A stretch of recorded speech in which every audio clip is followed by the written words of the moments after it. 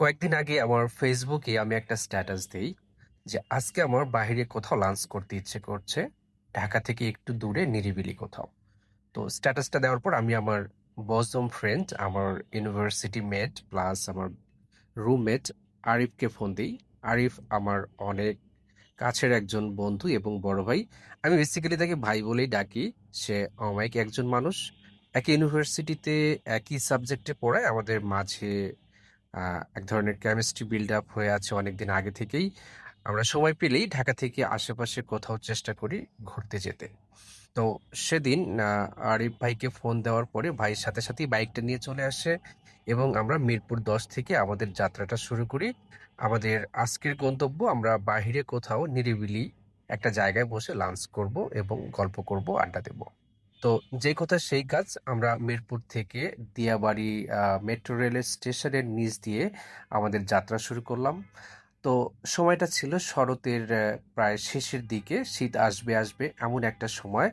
শরতের মিষ্টি রোদ গায়ে এসে লাগতেছিল, বেশ ভালো লাগতেছিল। কিছুক্ষণ পরে আমরা মেট্রো রেলটা পার দিয়ে উত্তরা 17 নম্বর সেক্টরের দিকে যাচ্ছিলাম, কারণ ওদিকটাতে বেশ নিরিবিলি মনে হচ্ছিল। ভাবলাম এদিকে কোথাও গিয়ে এক কাপ চা খেয়ে নেই। তো কিছু দূর যাওয়ার পরেই আমরা খুব চমৎকার একটা লোকেশন পেয়ে যাই, যেখানে যাওয়ার পরে আমাদের মনটাই ভালো হয়ে যায়। এখানে একটি সাধারণ মুদি দোকান এবং একটা দারুণ বট গাছ পেয়ে যাই। যাওয়ার পরেই মনে হচ্ছিল যে কেমন যেন একটা শান্তি শান্তি ভাব।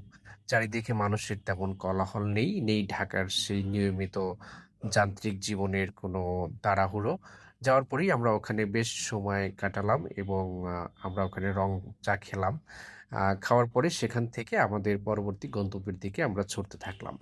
তো পুরো জার্নিটা বেশ আমি এনজয় করতেছিলাম এবং মনে হচ্ছিল যে অনেক দিন পর একটা পারফেক্ট টাইম কাটাচ্ছি। তো সেখান থেকে আমাদের পরবর্তী গন্তব্য, ঠিক যে জায়গাটাতে বসে আজকে আমি লাঞ্চ করব, ঠিক সেই রেস্টুরেন্টের দিকে।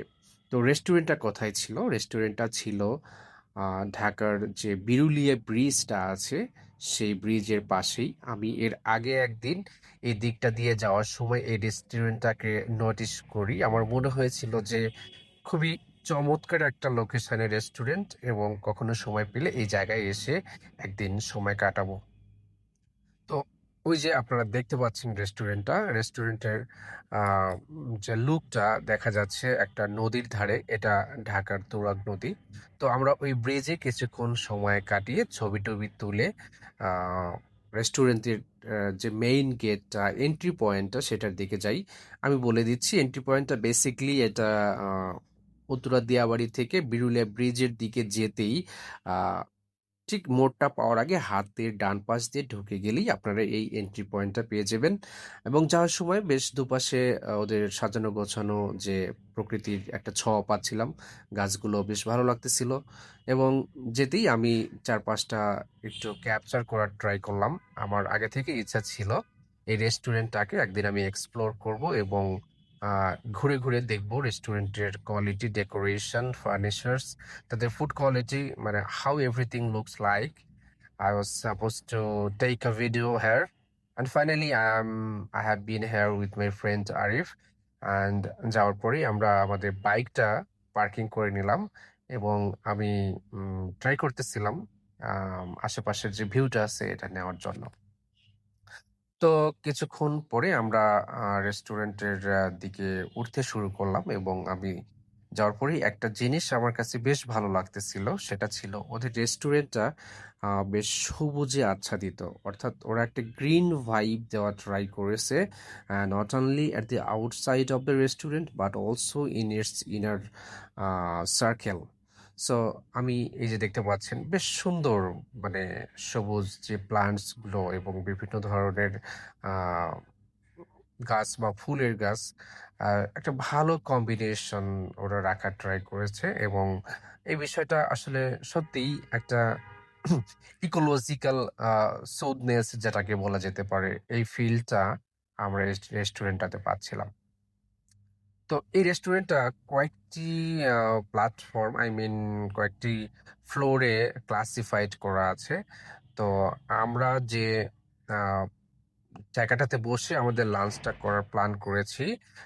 সেদিকে যাওয়ার ট্রাই করতেছিলাম, বাট আমরা আসলে খুঁজে পাচ্ছিলাম না, কারণ সিঁড়িগুলো কেমন যেন একটু আহ, আমার কাছে এলোমেলো লাগতেছিল। Actually I was messed up with my destination. Anyways, after a certain point I got into the inner part of this restaurant and tried to explore all over there. And it was really something amazing to explore such a new restaurant there in the bank on the bank of this river.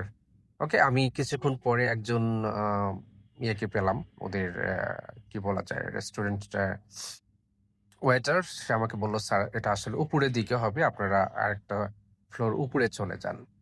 তো তারপর আমরা উপরের দিকে যাচ্ছিলাম এবং আমাদের সেই কাঙ্ক্ষিত যে জায়গাটাতে বসে আমি লাঞ্চ করব, একদম যেখান থেকে রিভার ভিউটা পাওয়া যায়, সেই ভিউয়ের দিকে এগিয়ে যাচ্ছিলাম। তো তারপরে ওখানে গিয়েও একটু কনফিউজড আসলে এটা কোন পাশে, এবং কিছুক্ষণ পরে মনে হয় বুঝতে পারলাম যে এটা কিছুটা সামনে। তো সামনে এগিয়ে যাচ্ছিলাম, আরিফ ভাইকে বলতেছিলাম পিছন থেকে ভিডিওগুলো ক্যাপচার করেন। So finally, this is the view for what I was eagerly waiting to explore, and finally got my desired place to pass our moment. So এইটা ছিল ওদের রেস্টুরেন্টের ভিউ, এবং এই ভিউটা মারাত্মক লেভেলের ভালো লাগতেছিল, কারণ একদম রেস্টুরেন্টটা খোলামেলা, চারদিক থেকে পুরো নেচারটাকে এক্সপ্লোর করা যায়। এবং সবচেয়ে ভালো লাগার ব্যাপার ছিল বেশ সুন্দর শরতের রোদ এবং একই সাথে শীতের আহ নাতিশীতোষ্ণ যে বাতাসটা, ঠিক সেটা আমাদের গায়ে এসে লাগতেছিল। After a long time I was feeling like I am passing a meaningful time there. And কিছুক্ষণ পরেই আমাদের মেনুটা চলে আসে। আমরা মেনু পেয়ে এক্সপ্লোর করতে থাকি আমরা কি খেতে পারি। আসলে রেস্টুরেন্টে অনেক ধরনের খাবারই ছিল। আমরা শুরুতে কিছুটা কনফিউজড ছিলাম যে কি খেতে পারি। আমি বাংলা খাবার খেতে চাচ্ছিলাম, বাট রেস্টুরেন্টটা ওরা আসলে বাংলা খাবার ওই সময় সার্ভ করতেছিল না বা অ্যাভেলেবল ছিল না। যার ফলে ফাইনালি আমরা চাইনিজ টাইপ ফুড অর্ডার করি, এবং খাবার দেখতে দেখতে খাবারের জন্য ওয়েট করতে করতে আমরা আশেপাশের ভিউটা আরেকটু দেখে নিচ্ছিলাম। এখানে নিচে কিছু ইয়েও ছিল, বোট ছিল। আপনারা চাইলে এই বোটগুলো নিয়ে এই নদীতে ঘুরে সময় কাটাতে পারবেন, এবং এটার টোটাল ম্যানেজমেন্টটা কিন্তু এই রেস্টুরেন্ট রেখেছে, এবং তাদের সাথে কথা বললেই তারা একটা নির্দিষ্ট অ্যামাউন্ট বা ফেয়ার চার্জের মাধ্যমে আপনাদেরকে সেই সুযোগটা করে দেবে। তো ফাইনালি আমাদের খাবার চলে এসেছে। এই যে দেখতে পাচ্ছেন, আমি নিয়েছিলাম fried rice with grill chicken and Chinese vegetable and sauces. Arif ভাই নিয়েছিল ফ্রাইড রাইস উইথ পন and sauces and vegetable as well. So আমরা খেতে শুরু করলাম, এবং বেশ সুন্দর একটা গল্প করতেছিলাম আমরা আমাদের জীবনের। একটা বড় সময় কাটিয়ে এসেছি, তারপরে ক্যারিয়ার, আমাদের ফ্যামিলি, সবকিছু মিলিয়ে জীবনে কেমন আছি, কেমন ছিলাম, আমাদের সেই পুরোনো দিনের স্মৃতিগুলো আমরা আহ, স্মৃতিচারণ বা কি বলা যেতে পারে, we are having beautiful reminiscences over our first life. And গল্প করতে করতে বেশ খুবই মিনিংফুল একটা টাইম লাগতেছিল, এবং ঢাকার সেই যান্ত্রিক জীবন থেকে একটুখানি ছুটি নিয়ে, একটু নাগরিক কোলাহল থেকে দূরে গিয়ে নিজেদের মতো করে সেই সময়টাকে উপভোগ করতেছিলাম।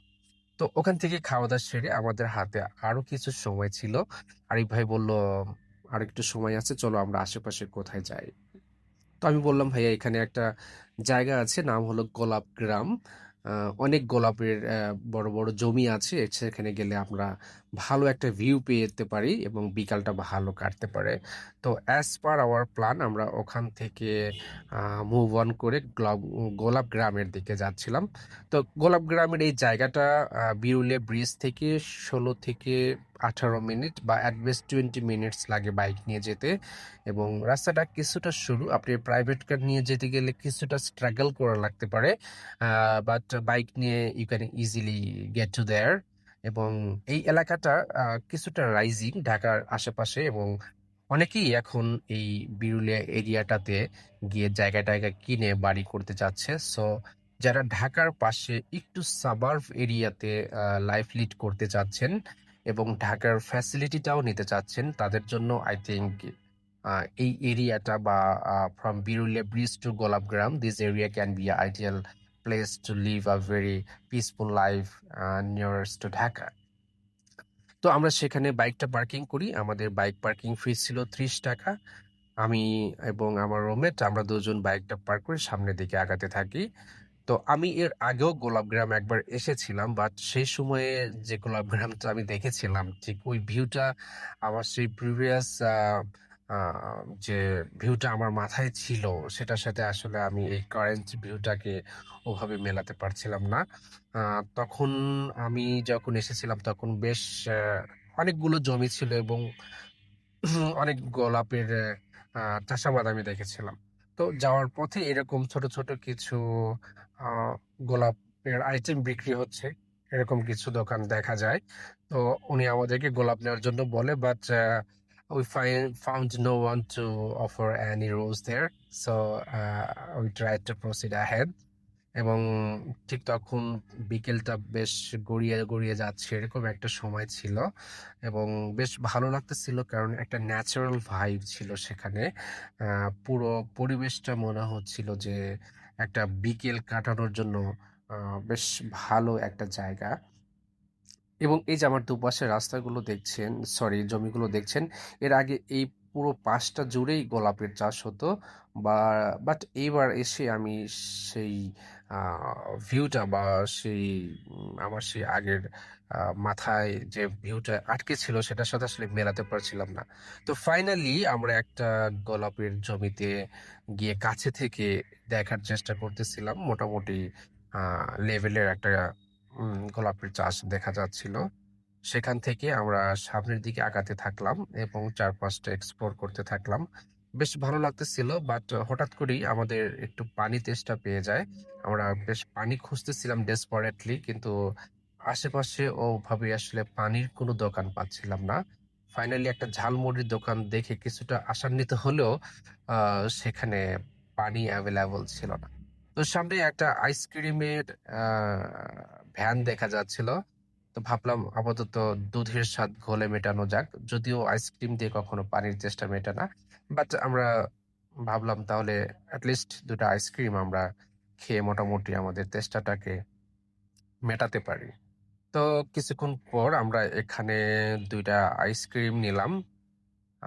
আমরা নিয়েছিলাম কি মেবি ভ্যানিলা কাপ দুটা, এবং আইসক্রিম খেতে খেতে চারপাশটা একটু দেখার ট্রাই করতেছিলাম এবং মনে হচ্ছিল যে আহ, অনেকদিন পর একটু নিজেদের মতো করে সেই ছোট মানুষই একটা ভাবটা নিয়ে আসার ট্রাই করতেছিলাম, ভালো লাগতেছিল। যাই হোক, এভাবেই বিকেল গড়িয়ে চলে এলো গোধূলি এবং আমরা দেখতে পাচ্ছেন যে সূর্য প্রায় চলে যাবে কিছুক্ষণের মধ্যেই এবং আমরা ডিসাইড করি আজকে এতটুকুই।